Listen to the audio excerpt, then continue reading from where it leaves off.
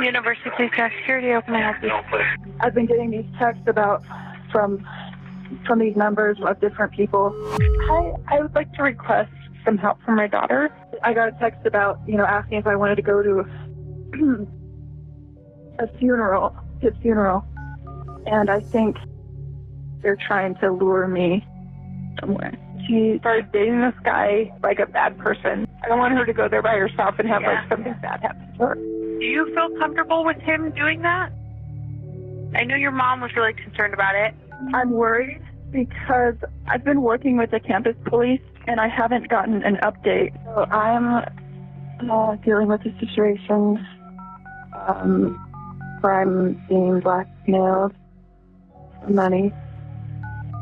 And I'm concerned there might be an insider who's letting them know about the case. Trying to reach is not available.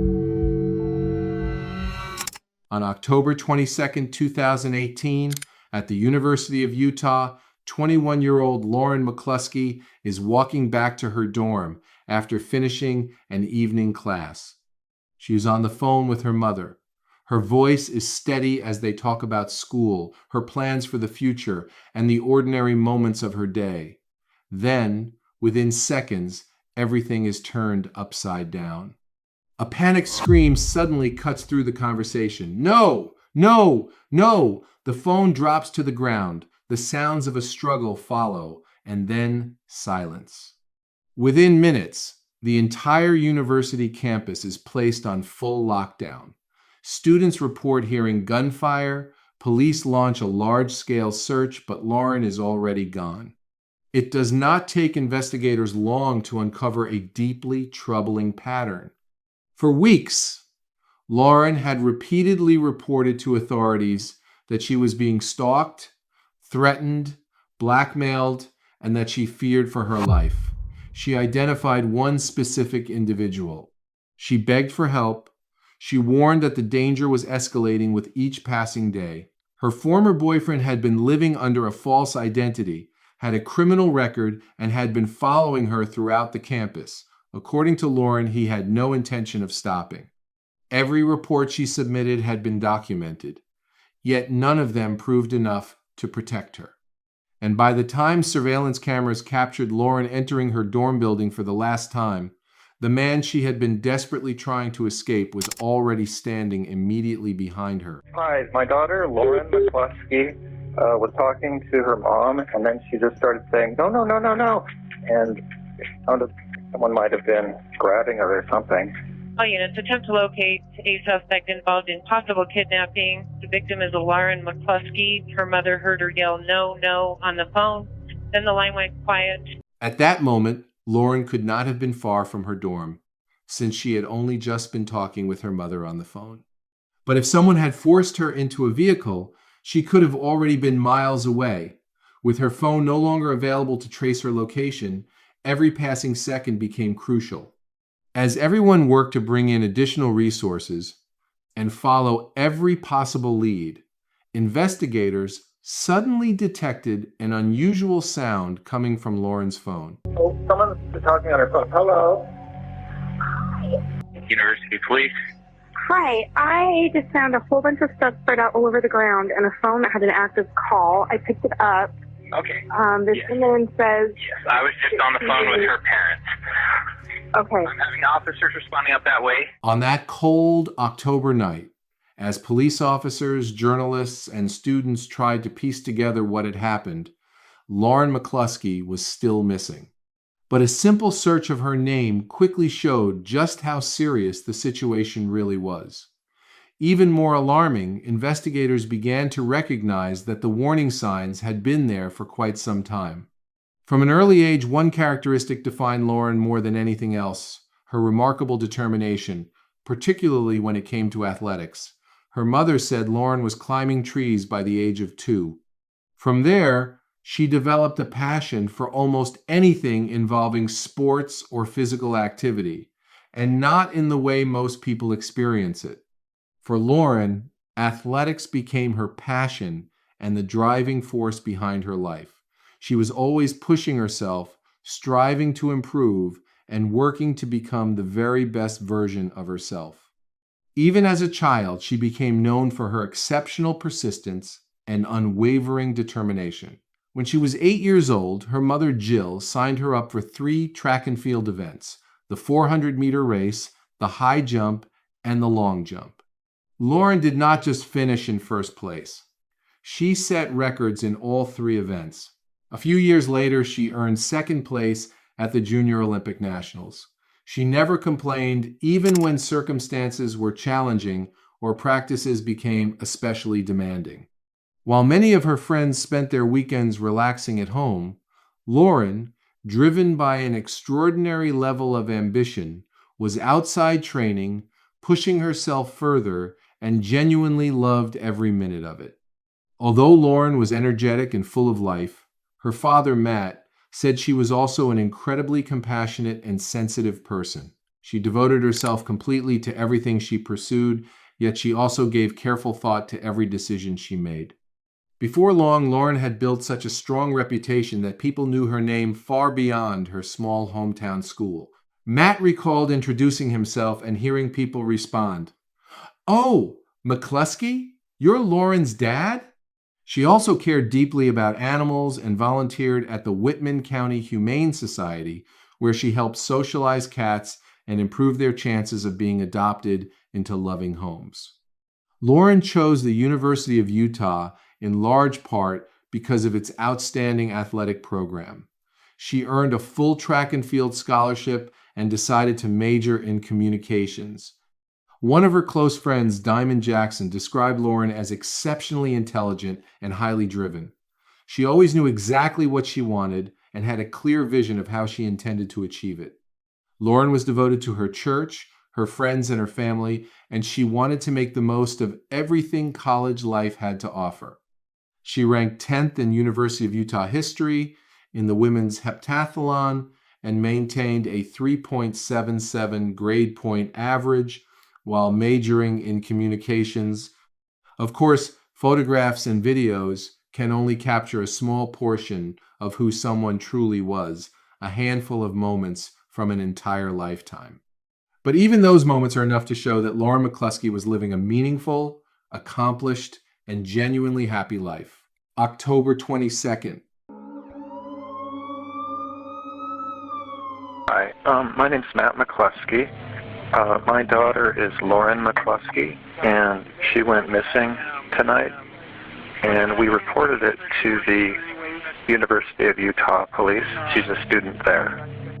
Police vehicles flooded the campus, their flashing emergency lights cutting through the darkness as fear and confusion rapidly spread across the university. At roughly the same time Lauren was believed to have been abducted, students also reported hearing gunshots. Shell casing and possible shots fired.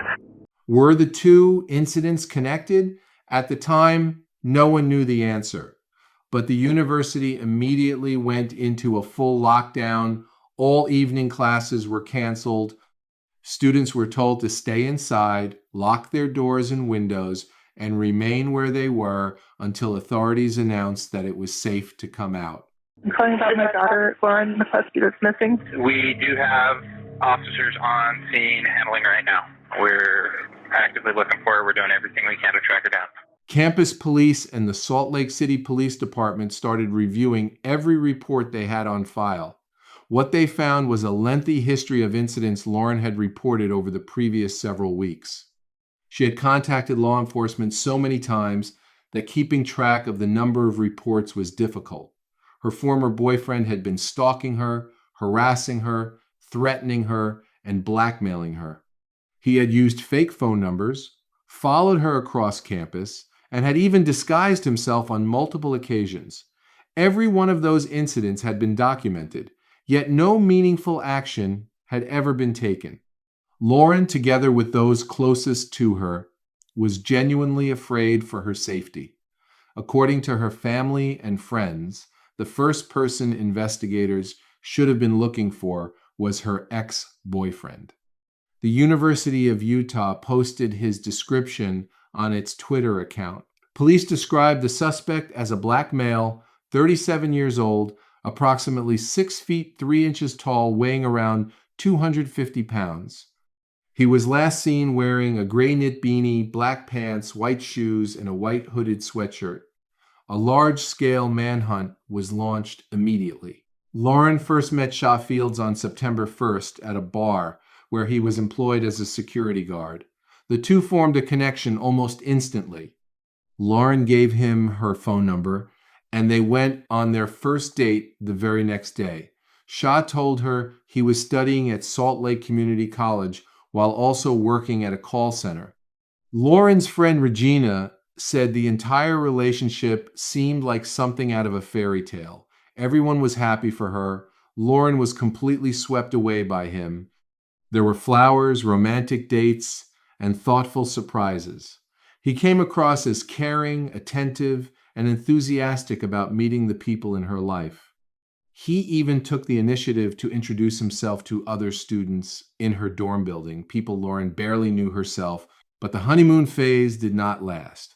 Before long, Lauren started seeing a completely different side of Shaw One that was controlling and possessive.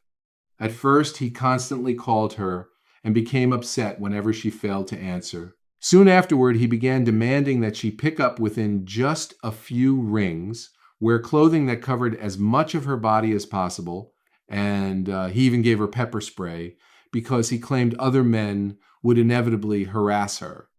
Later, he began talking about guns and insisted that Lauren keep a handgun in her dorm room. Those behaviors immediately alarmed the people around her. Her friends noticed that the 21-year-old was becoming increasingly isolated, withdrawn, and anxious. They did not want to overlook the warning signs. One of them, Diamond, who worked in the university's student housing office, chose to inform her supervisors about what was happening. She sent an email describing her concerns about Shaw. But not long afterward, Lauren discovered something that changed everything. She came across Shaw's identification card. That was when she realized he was not the man he claimed to be. The person she knew as 28-year-old Shaw Fields was actually 37-year-old Melvin Rowland. And that was not even the most disturbing thing she uncovered. When Lauren searched for his real name, she discovered that he was listed on the official sex offender registry. In 2003, he had been charged with raping and online enticement of a 17-year-old college student. At the time, he was also a college student and was permitted to continue attending classes while wearing an electronic monitoring device. However, investigators and prosecutors ultimately concluded that putting the victim through a trial would be too traumatic, so they reached a plea agreement instead. Melvin pleaded guilty to online enticement of a minor and attempted forcible sexual abuse. He served his sentence from 2004 until 2013, but after his release, he repeatedly violated the terms of his parole and was sent back to prison on multiple occasions. One of his parole hearings was recorded, providing a disturbing glimpse into Melvin's past, his mindset, and the many women he had harmed over the years. They didn't tell me how many victims you have, so I'd like you to give me kind of a idea of what we're looking at victim-wise. I would say every female that I came across dating or met on the internet, I'd say every woman I've met or that came across, that I used my manipulation tactics to get what I wanted. Mm-hmm. So how many did you out and out rape like the one young lady? Well, not like that, but me being a womanizer, you know, I use other tactics to get what I wanted with them. I'd say some similar, so I'd say two. Two others? But I see it in general just how I manipulated and used women in general. How many women in general did you convince to have sex with you by manipulation? I got locked up at 22, and my sexual experience, I'd say about 50. Okay. Hopefully, when you get out, you'll have learned from this experience. Only time's going to tell. Yeah, I know I have that capability of reoffending, but again, it's something I'll have to prove. Melvin had also been accused of attempted rape, and another woman had obtained a protective order against him. Only a few months after he was released from prison, his parole officer, Megan, issued him a stern warning. She described him as arrogant and overly confident, making it absolutely clear that she expected him to comply with every condition of his release and avoid any additional violations. But only a few months later, Melvin met Lauren. After learning the truth about his past, Lauren was stunned and chose to return home for several days. As she tried to process everything, she told her mother what had happened and said she could no longer remain in the relationship. She decided to end it on October 9th.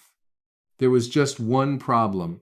While Lauren was home, Melvin still had her car, so she needed to get it back before she could completely move on. After returning to the university, she asked him to meet with her. Melvin came to her room, where the two sat down and talked. Lauren confronted him about everything she had learned. His response came almost instantly. According to Melvin, the entire situation was nothing more than a huge misunderstanding. He claimed that years earlier he had met a young woman at a college party who had convincingly lied about her age. He insisted that he had never assaulted her. The next morning, Lauren called one of her friends and described how the conversation had gone. But regardless of the explanation he offered, she had already made up her mind. The relationship was over. Melvin left, but he still had her car in his possession. Lauren's mother, Jill, was deeply concerned about that, so she contacted campus police and asked if officers could be present when the vehicle was returned.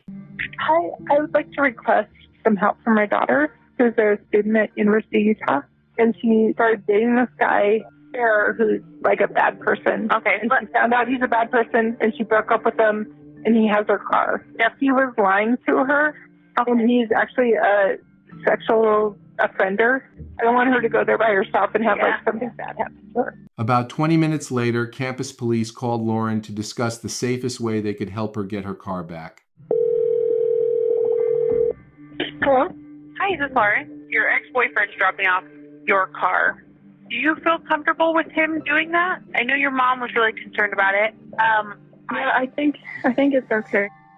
At first, Lauren said she would pick up the car on her own, but then she changed her mind and asked the officers to drive her there instead. We have a security officer that's just in charge of escorts tonight. Do you want him to wait with you as well when the car's getting dropped off? The car was returned without any problems. Lauren hoped this would finally bring her relationship with Melvin to an end, but just 2 days later, she started receiving text messages from unknown phone numbers.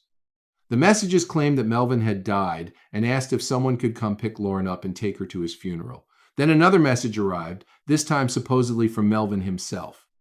It stated that he was still alive but had been seriously injured in a car accident and that Lauren was somehow responsible for the crash. Lauren blocked the phone numbers and once again contacted campus police. I've been getting these texts from these numbers of different people.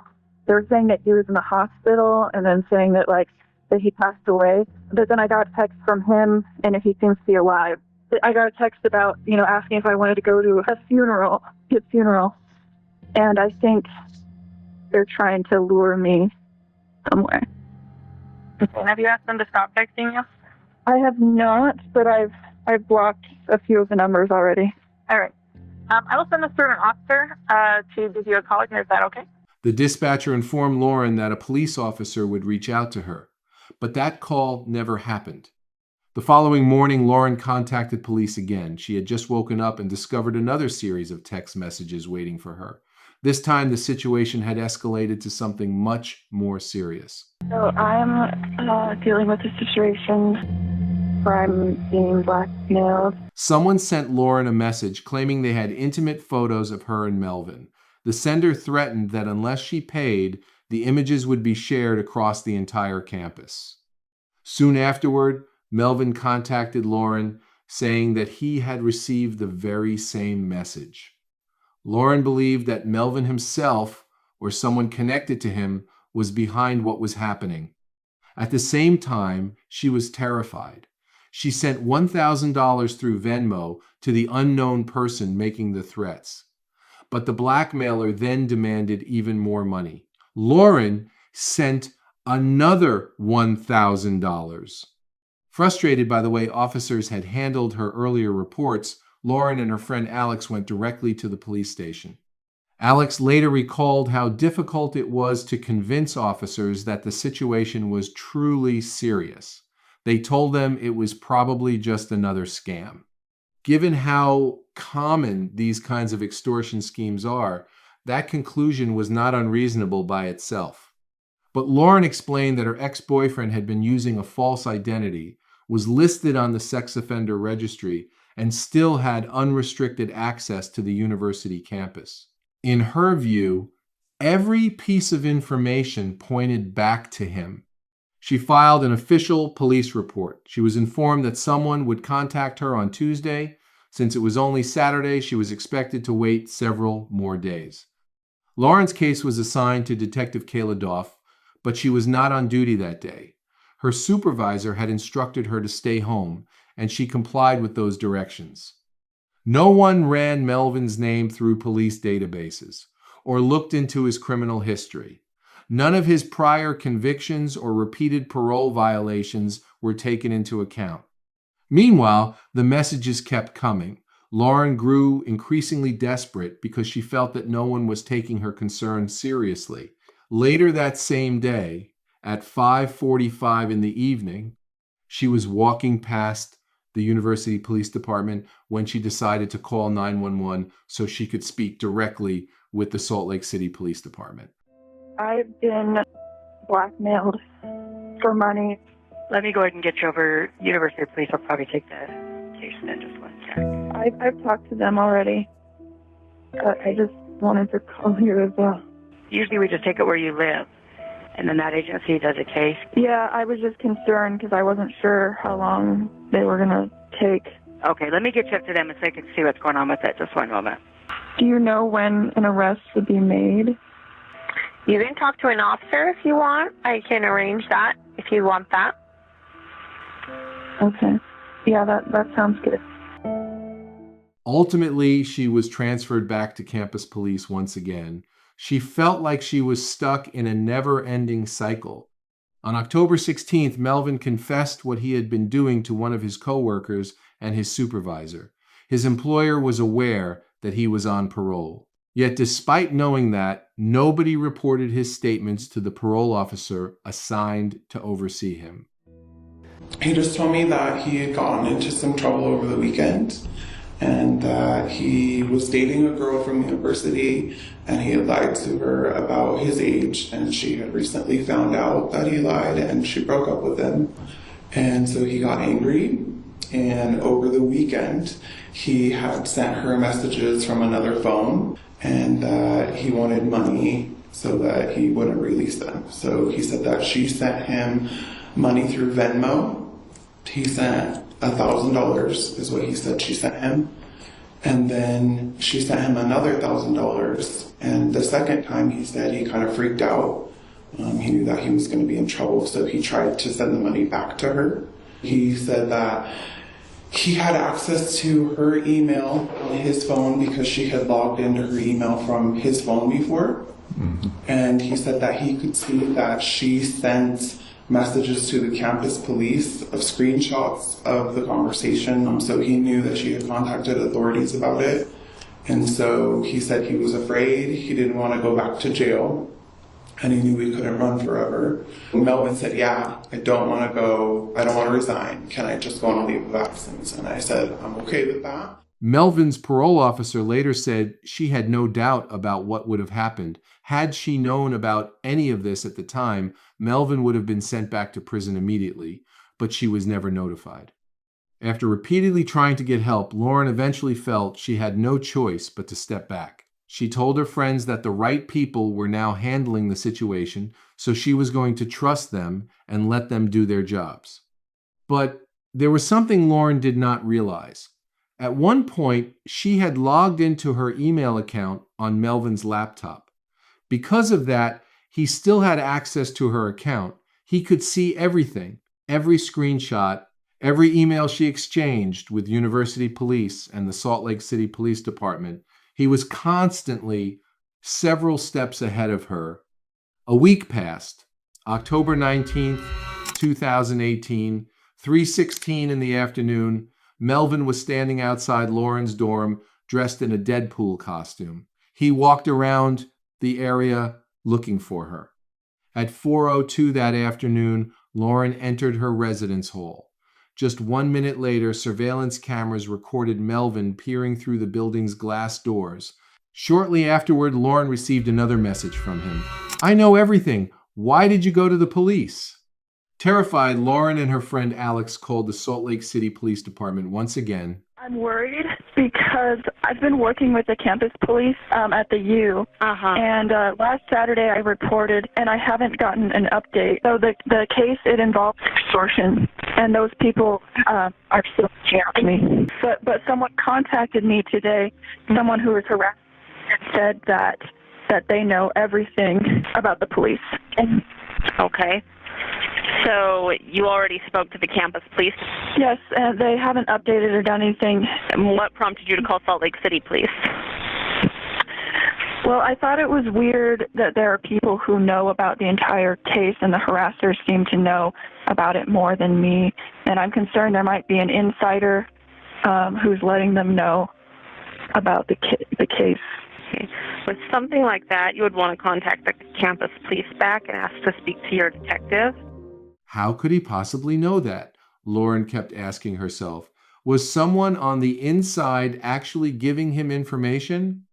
But once again, she was sent back to campus police.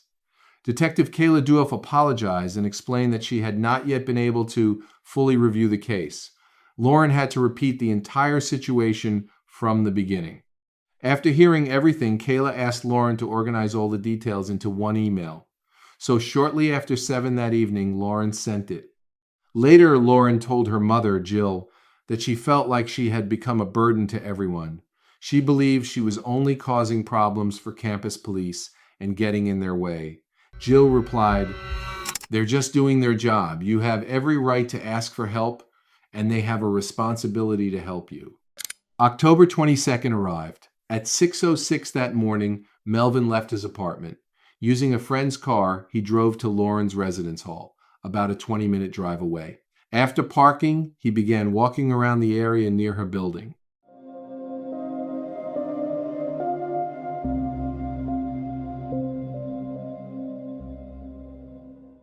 Shortly before 9 that morning, Lauren received a text message that appeared to come from Assistant Police Chief Rick Mlennon, who was also involved in her case. Finally, she thought, maybe something was actually starting to happen. The message instructed her to come to the police department right away. It claimed there was something important she needed to see. But the more closely Lauren examined the message, the more unusual details she noticed. There were spelling errors, grammatical mistakes. Even Rick Mlennon's name was written incorrectly. It looked nothing like the earlier messages she had received from police. Instead, it closely matched the messages connected to the extortion and resembled Melvin's style of writing. It was not surprising when investigators later discovered that the message had not been sent from the assistant police chief's actual phone number. Lauren was simply told to disregard it. But no one made an effort to find out where the message had really originated. At 9:11 that morning, Lauren left her residence hall. She was carrying her school materials, ready for what she believed would be another normal day filled with classes and training.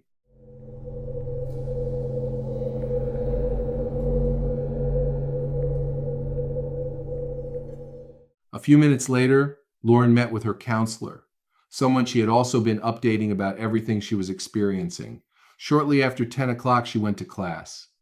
At that exact moment, Melvin entered the university campus. They came within minutes of passing each other. But instead, Melvin spent the next several hours walking around campus, searching for Lauren. Around 2 o'clock that afternoon, he was already inside the residence hall where Lauren lived. He briefly stepped outside before returning. Another student, someone he apparently knew, allowed him access to the building. Melvin stayed inside for nearly 6 hours. He walked through the hallways and tried one door after another. That evening, Lauren finished class slightly earlier than normal. She was happy about it. On her way back, she called her mother. She was already thinking about going to sleep early that night. The next surveillance video has never been made public. What is known is that Lauren arrived at the entrance of her residence hall at 8:17 that evening. Surveillance footage captured only Melvin's legs, concealed in the darkness behind Lauren as she stood just steps from the dorm entrance. Within moments, he grabbed her and began forcing her away. And this is where we return to that devastating night. The campus remained under full lockdown, but police were no closer to locating either Melvin or Lauren. It's looking like this might be kidnapping. Lauren's father, Matt, later recalled sitting by the phone, staring out the window, and praying that every minute that passed without a police car pulling up to their house meant only one thing, that his daughter was still alive. Hi, my name's Matt McCluskey. My daughter is Lauren McCluskey, and she went missing tonight.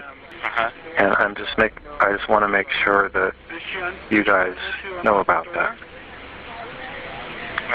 So we wouldn't really need to, other than her being listed, she would be listed as a missing person on the national database if you made a missing persons report. But okay.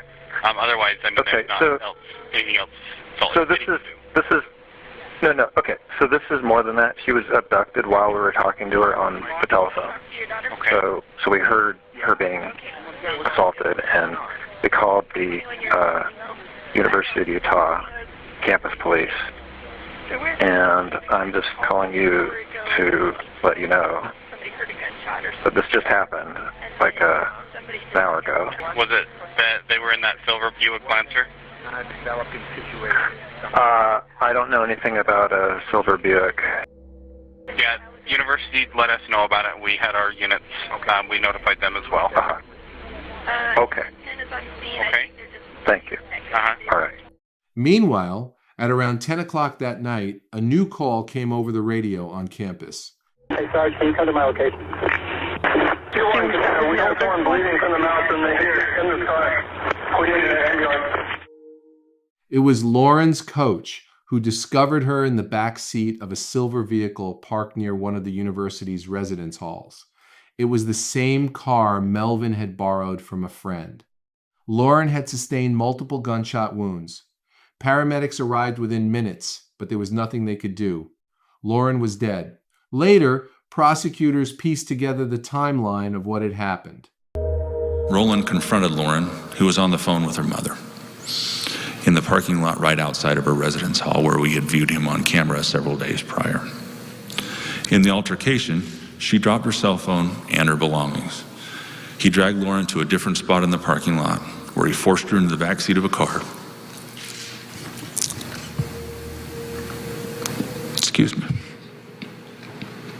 That he had driven to campus, and he shot her in the car multiple times. It became clear that Melvin had arrived on campus that day with one purpose: to kill Lauren. He waited for her while carrying a gun. He forced her into the vehicle. Then, almost instantly, he began shooting. Only 3 minutes later, surveillance cameras recorded him running across a parking lot toward a nearby train station. After that, he met with a woman he had recently connected with through a dating website. The two went out for dinner together. Later, Melvin returned to her home, where he took a shower. Afterward, she drove him to a coffee shop. Not long after leaving him there, she saw news reports about the shooting and the extensive search for the suspect. She immediately recognized the man she had just spent the evening with. Without hesitation, she contacted police. Finally, investigators had confirmed his identity. Officers followed Melvin as he moved through the city streets. They chased him on foot until he reached a small church. To enter the building, he broke the lock on one of the doors. I have officers chasing your suspect on the shooting. He is in foot pursuit right now. When officers entered the building, they found him. We have the suspect inside the church. It looks like he has a gunshot wound, self-inflicted. Melvin Roland was lying dead on the floor. He had taken his own life by shooting himself in the head. Investigators later learned that he had borrowed the gun from an acquaintance. Melvin had told him he wanted to teach his girlfriend how to shoot. Police in Salt Lake City, Utah say the man accused of shooting and killing a student at the University of Utah last night has taken his own life. Investigators say 37-year-old Melvin Rowland's body was found at a church in the city's downtown area. They were chasing him on foot. They chased him to this location after making entry into the church, and officers then coming shortly thereafter and clearing the building, they found our suspect deceased in a room in the church. The university identified the victim as Lauren McCluskey from Pullman, Washington. Police say McCluskey had previously been in a relationship with Rowland. They'd gotten into a dispute earlier in the evening. The campus was placed on a temporary lockdown, which was lifted shortly after 11 p.m. Coming to a college, you never want to be in a situation like this, especially there's more and more every day, but this is insane. Rowland was not a student at the university, according to police. He's currently listed on the Utah Sex Offender Registry for a 2004 conviction involving a minor. News of Lauren's death spread across the campus almost instantly. The athletic director at the University of Utah delivered an emotional statement and paid tribute to her memory. I don't really have any words. My heart and our entire department goes out to her family, who I've been texting with her mom. We're blessed every day, educators, and then in my role as director and all the coaches and staff, to be around an elite group of students and student athletes. So when something like this happens, it just defies any logic, any reason. Every single counselor that the university had showed up this morning. And there were some hugs and words, and they're trying to figure it out. Their kids, this doesn't make any sense. But our focus, my focus as leader of the department, will be making sure they're okay. The rest of our student athletes are gathering. We're not one team. We're not 20 teams. We're one team, and so we'll work really hard to make sure that they're okay. We'll honor her. We'll figure those things out. So we'll get through this. These are strong young people. They're resilient, and we're going to just do everything the rest of the year in Lauren's memory. Thank you. Lauren did everything she could possibly do. Despite being afraid and feeling as though she was facing the situation by herself, she handled every step with extraordinary courage and dignity. Melvin worked for a security company that did not hold the required license. His employers were aware of the violations he had committed, yet they never reported them to the parole officer assigned to supervise him. Lauren placed her trust in the system, but the system failed her. Unbridled tears as students mourn a star athlete shot dead by her ex-boyfriend. We'll always miss her, and we'll always love her. She was an amazing, genuine, and caring person, and she will be really missed. After this tragic and completely preventable loss, 2 separate investigations were opened. Both were designed to answer the questions Lauren's family, students, and the public had been asking since her death. The first investigation was carried out by the state's Department of Public Safety. Its purpose was to determine how Melvin had been able to use a false identity for years, repeatedly violate his parole conditions, and still remain outside meaningful supervision. Investigators carefully reviewed his criminal background, the actions of government agencies, and every circumstance that allowed him to avoid proper oversight for such a long period of time. The second investigation was ordered by the University of Utah itself. Its goal was to examine how the university responded to Lauren's repeated attempts to seek help, or why those requests were not handled properly. Investigators closely analyzed every interaction Lauren had with campus police, as well as every decision made after each report she submitted about stalking and threats.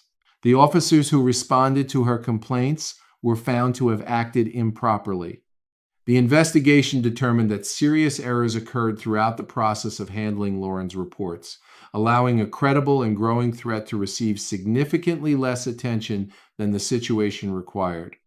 Those findings eventually became the basis for a major reform of the university's internal policies and the way it handles cases like this in the future. It is very important that our students know that I have confidence in our Department of Public Safety and that our students and staff and faculty should not hesitate to reach out to our department as needed. I want to be clear that safety on our campus is a top priority for me and for my administration. This report does not offer us a reason to believe that this tragedy could have been prevented. However, during a press conference, University President Ruth Watkins stated that from the university's perspective, the tragedy could not have been prevented. That statement came shortly after Lauren's death and immediately triggered strong criticism from her family and from those familiar with the details of the case. Her words shocked Lauren's loved ones and friends. To them, it appeared as though the university was unwilling to recognize its own failures or take responsibility for the events that led to Lauren's murder.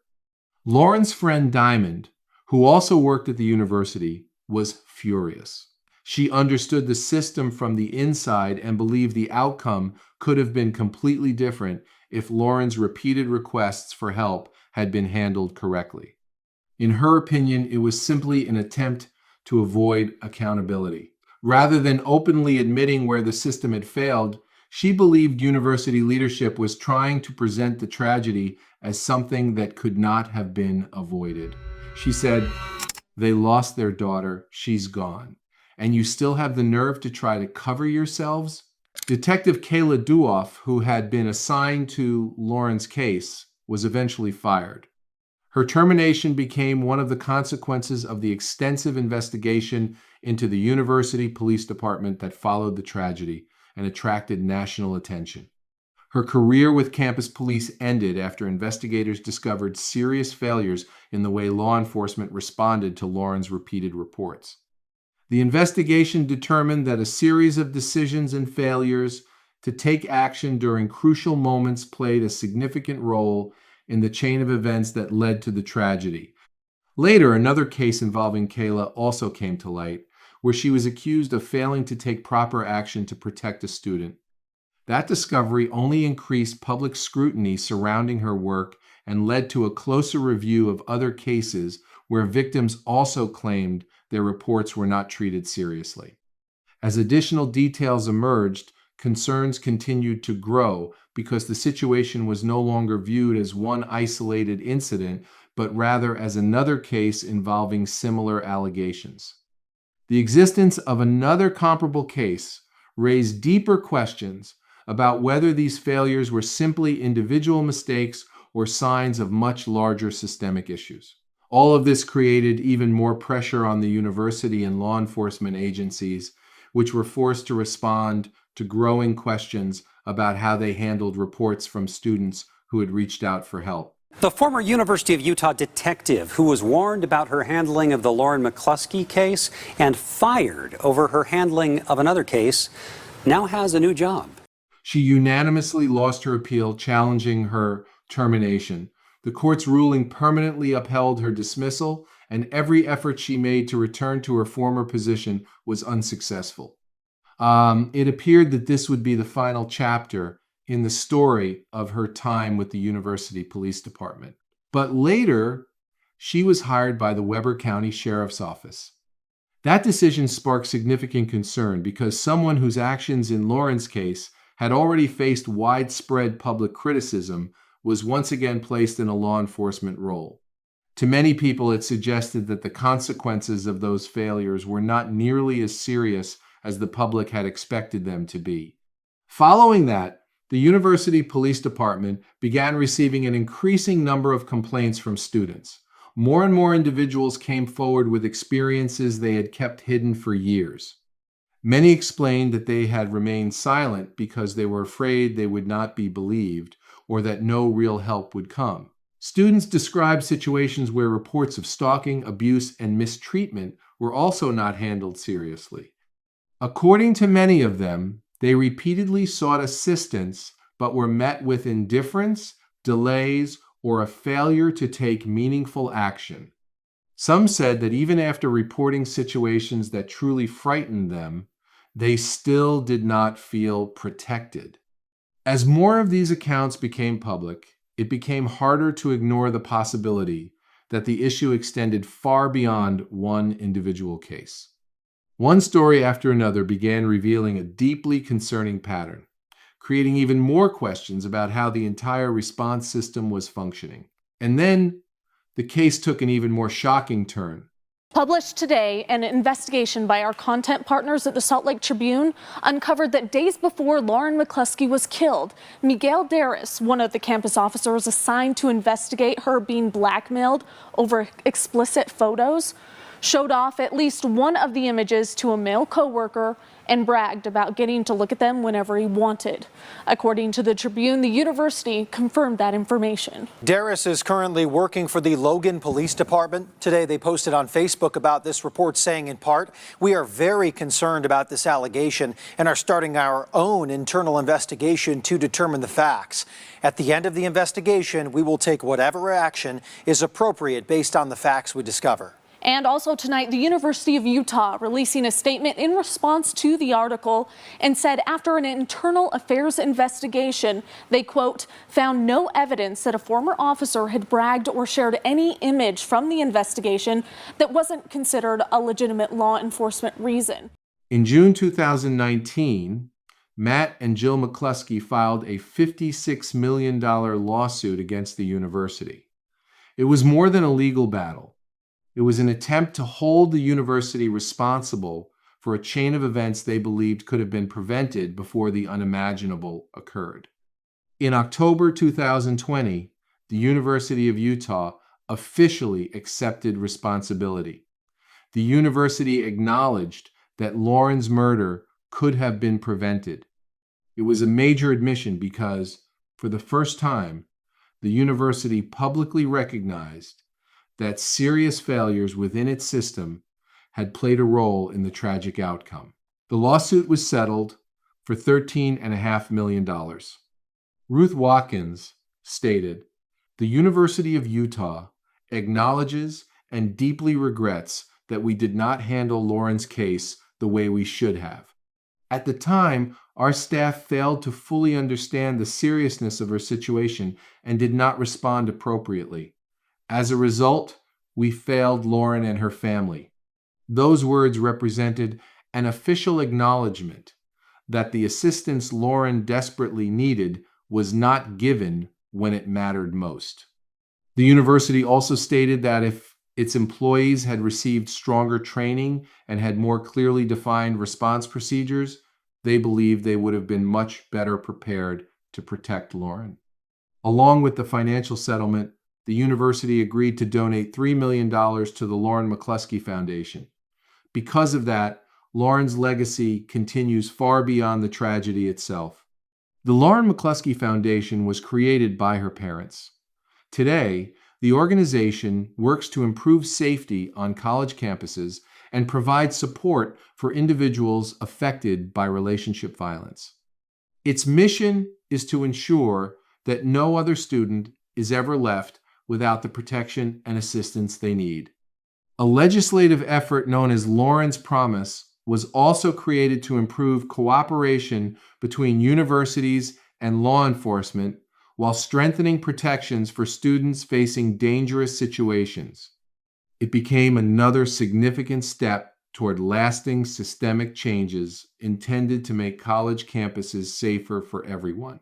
The University of Utah also created scholarship and memorial funds in Lauren McCluskey's name. These funds provide financial support to female track and field athletes, helping young women continue their education while following their athletic ambitions. At the University of Idaho, the running track was named in Lauren's honor. A special room for cats at an animal shelter was also established in her memory. These different but equally meaningful tributes serve as a reminder of how many people Lauren affected during her short life.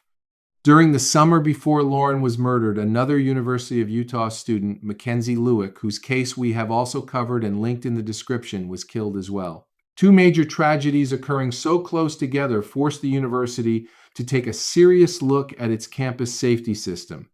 Afterward, an independent commission released 30 recommendations for improving campus safety. Within less than a year and a half, the university had implemented every single one of them. Those changes resulted in a complete transformation of university procedures and the campus police department.